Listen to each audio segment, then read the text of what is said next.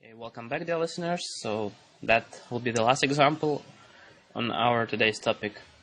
It won't be even the positional sacrifice. It will be mostly the pawn sacrifice for the initiative for the attack. That was my blitz game against Peter Svidler, the World Cup winner 2011. And I managed to sacrifice pawn in one of the most boring chess openings in Petrov defense. And the game was really interesting. So let's skip the opening part. And here, let's start from here. So it's clear that black is going to lose his knight here because it's pinned. White attacks to 3 pieces, and also my knight, also my pawn on d5 is under attack. So it looks that I cannot really defend that. Because, okay, maybe bishop b4 is a possibility, but it's too passive. White can simply make a castle, and I will have to exchange my bishop.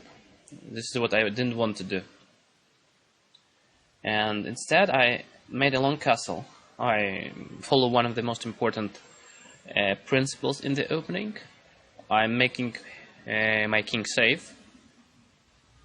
Also, later I want to bring my rook to the opened e file to create threats. And also get rid of that pin on e file. So now white is welcome to win his pawn. So he played knight takes d5. Knight e4 would be much worse, because if I take, bishop takes, rook e8, and white loses the bishop on e4 because f3 is never possible because of the pin, because queen and king, as we see. So my opponent took knight takes d5. So now my knight is under attack on e4. The rook e8 is logical continuation. I protect my knight and I want to move away my knights to somewhere and to win the queen. So bishop e3 is more or less forced, because if white makes castle, then I suppose I could have played bishop d6. And if g3, interesting.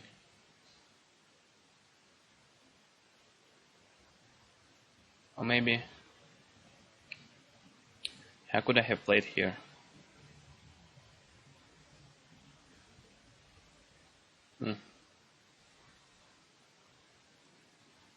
Maybe knight f6 is possible. Yeah, maybe knight f6 was double attack on the queen and knight, yeah. So maybe that was what I wanted to play here. And also I want to take back the pawn on d4.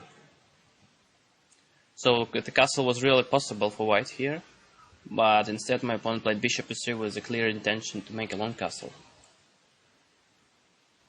And so here I understood that I must be really quick, otherwise white king would be safe and his extra pawn would pay out. So I played bishop g4. I don't allow white's king to make a castle, because his queen is under attack now. I don't lose any tempo. I'm constantly creating threats. f3 is not possible because of same pin, queen and king, as we see. So white is forced to play queen f1. And now I play c6. So as we see, I sacrifice pawn, but then move by move I'm creating threats. I don't let white to coordinate his pieces to organize some counterplay or to exchange my pieces. So c6. His knight is under attack, so he should do something. So g3, queen h5. Now his light squares are a little bit weak.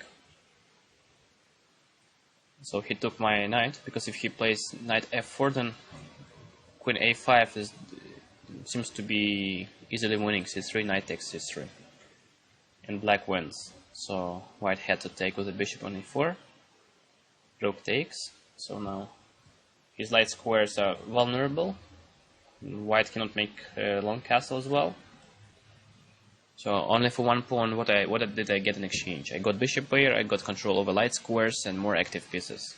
So knight f4, queen a5 check, c3. And since that was a blitz game, we missed here a really funny thing, bishop f3. And here white could have made a castle by playing queen h3 check, king b8 and short castle. That's what we had both missed.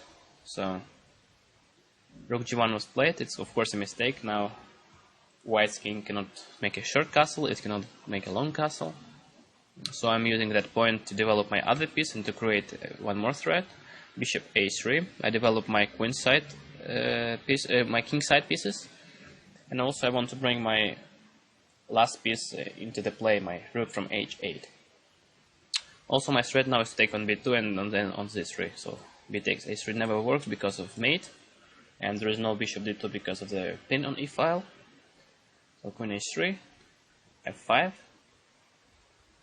The threat is the same, to take on b2. So g4 was played. So white wants to complicate matters. Of course, his position is lost now. Bishop takes b2. Now the question is, who will take more material? Who takes more, he will win, of course. So king f1, because if queen f3 doesn't change much, I can simply take on a1 and then we check on c3. So king f1, bishop a1, queen f3, and bishop c3.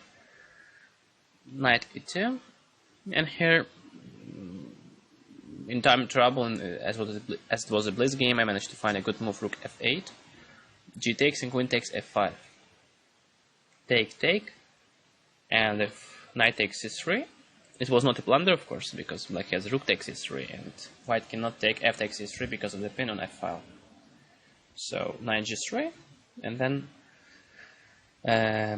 black has much material up, so any kind of exchanges favors him. So I exchange material, I give back the exchange, but now I'm 2 pawns up, so white resigned.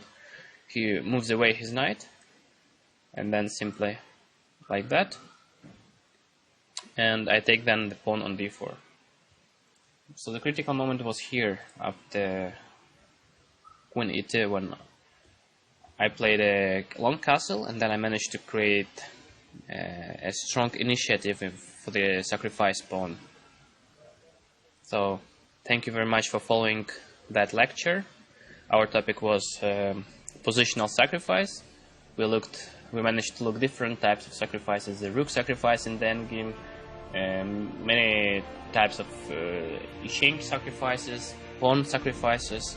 So I really hope you learned something, and hope to see you during following lectures. You were with onlinechesslessons.net. See you. Bye bye.